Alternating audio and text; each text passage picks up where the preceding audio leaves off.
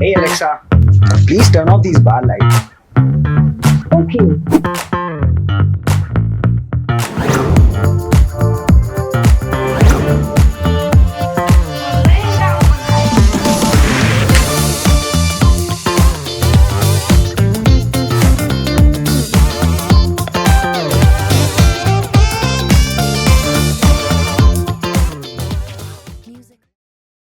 Is it too much to educate a client while you are exercising your architecture To educate a client, meaning? regarding how work happens? Because they generally, I've realized that regularly you have to upload and upgrade a client, tell them why you are making it. Actually, you have to explain them again and again why this table is going to look good in this corner, why you are pushing the client to use a particular curtain, why.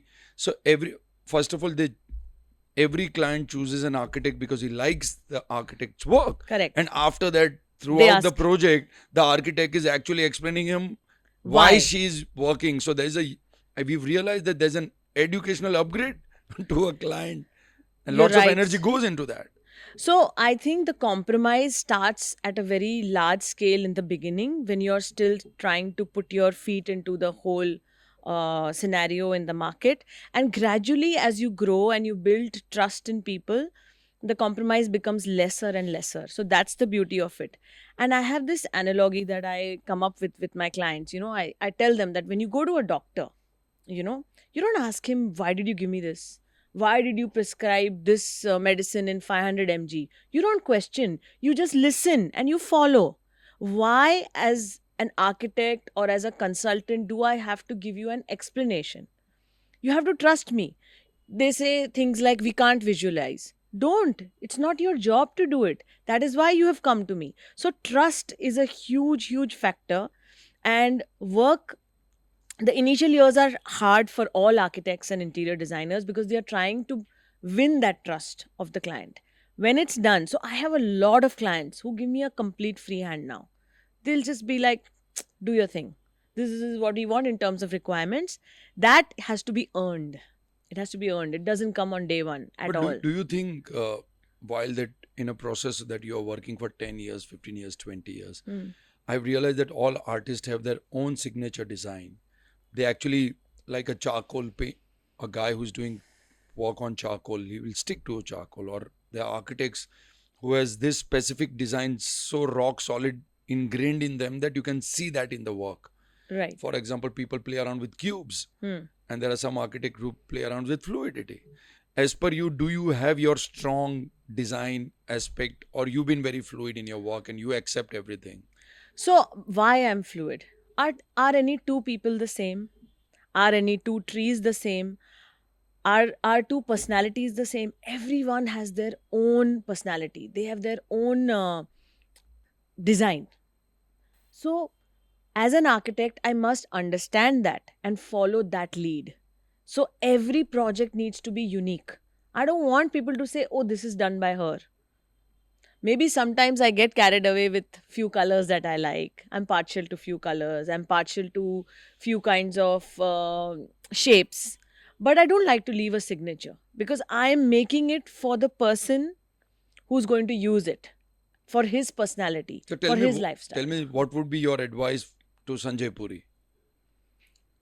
My advice to him. Because he has a signature style and you just spoke about it that you don't agree with that.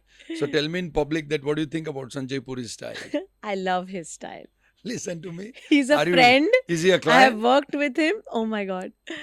And I think his work speaks volumes and I love his style. I think this is a marketing statement. That's Just fine. 2-3 It's a minutes back business. no, but let me get back to honestly, let's just on a serious note, Hmm. you don't believe in signature designs, and what would you speak about people who have strong signature design in their architecture?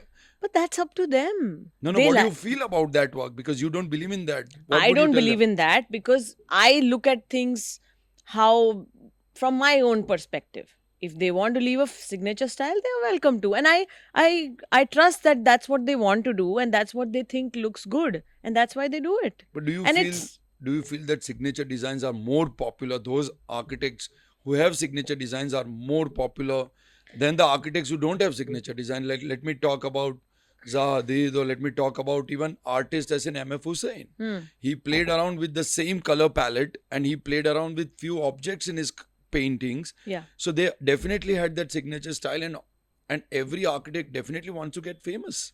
So True. what are your thought process about signature design that you don't want to get famous as big No, as no. MF So, Hussain? like I said, there are things that I also do which kind of brings about some parts of what I like in terms of space, light, in terms of the colors I use. It does happen, but I don't do it very predominantly, thinking, okay, now I have to leave my mark here. That's my thought process. But of course, if you build a brand, there's nothing like it. You look at a building, oh, it's done by so and so. Oh, this painting is made by him. Once you're a brand and you want to make it like that, it's another way to go. So let me make a statement. What is Rashika Khurana and Vikrama Architects' signature statement in work? Design is not only what it looks like, design is how it works. But would you like to, do you have a strong element that you repeat in every work of yours? Like, would you, like, there are some architects who use exposed brick strongly, or they have a palette So that they want to use. Do you I, actually repeat your palette or your signature I style in do. all the work? I do. So you can't call it a signature style. It's about what you prefer in terms of material. So most architects, I believe, they like natural materials because that's how I like things to be raw in there. And natural is something that is always unique. So you use a log of wood, you use pure concrete, you use exposed brick.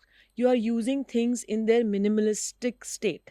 And that's what makes it natural and beautiful by itself. So yes, signature, if you call it a signature style, I love using stone, I love using a lot of raw wood, exposed bricks, exposed concrete, things in their purest form as available in nature, not perfect always.